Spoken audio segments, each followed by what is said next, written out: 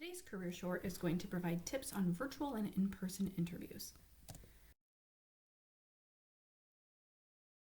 Apply to both in-person and virtual interviews. The first thing to a successful interview is doing your research.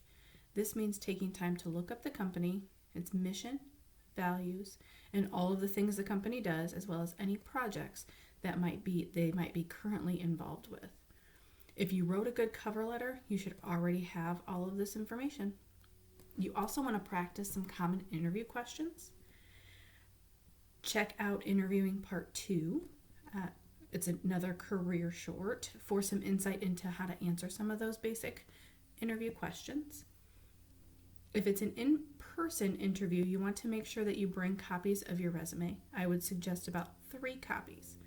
For virtual interviews, make sure to send an email with your resume attached. For both types of interviews, you want to make sure that you're dressing the part. You're dressing for success from head to toe. We have resources available in the community as well as our Dress to Impress closet if you are in need of interview attire. For an in-person interview, practice your handshake. You don't want to be too aggressive or too aloof. And for the virtual interview, you want to make sure that you practice your greeting. For both interviews, make sure that you have 3 to 5 questions to ask the interviewers. You can have these written down in your Padfolio to refer to. Some virtual interview tips include finding a quiet, private space. Make sure that the lighting in the room is good and make sure the background is free of clutter. You want to check your computer's connection, the microphone, webcam, way before your scheduled time. I would suggest doing a run-through with somebody either from our office, a friend, somebody in your family, in another room, just to make sure that everything is working before your virtual interview. Make sure your username and your virtual accounts are professional. First name, last name, first name dot last name, first initial dot last name. Any of those are professional and will work. You want to make sure that during the interview you don't have any other browsers or tabs open. You don't want to get distracted from anything in that interview. Make sure that you're dressing professional, no bright colors, especially with a virtual interview. It's a distraction on your interviewer's part. And then also, you may be tempted to want to wear comfortable bottoms, but you just never know. So please just dress professionally head to toe, even in a virtual interview. Make sure that your phone is on silent, and I might suggest even putting your phone in a different room so that you don't get tempted. Make sure to have your resume and cover letter along with the job description, a pen, and some paper on your desk.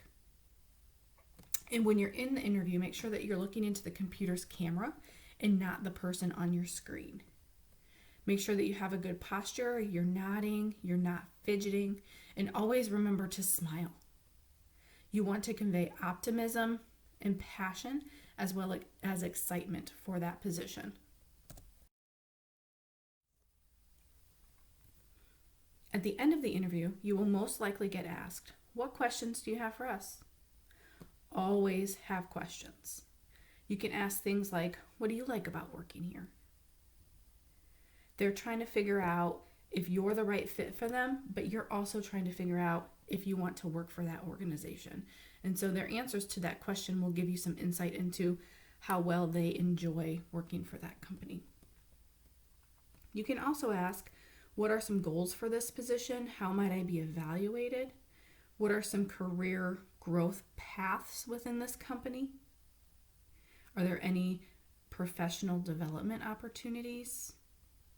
The last question that I suggest always asking in every interview, whether it's virtual or in person, is what are the next steps in the hiring process? This will allow you to get some insight into whether or not they still have interviews coming up or when you should hear back, so that you're not sitting at home thinking, "Oh, I should be hearing from this company," or left wondering. They'll be very specific in their answer if you ask them this question.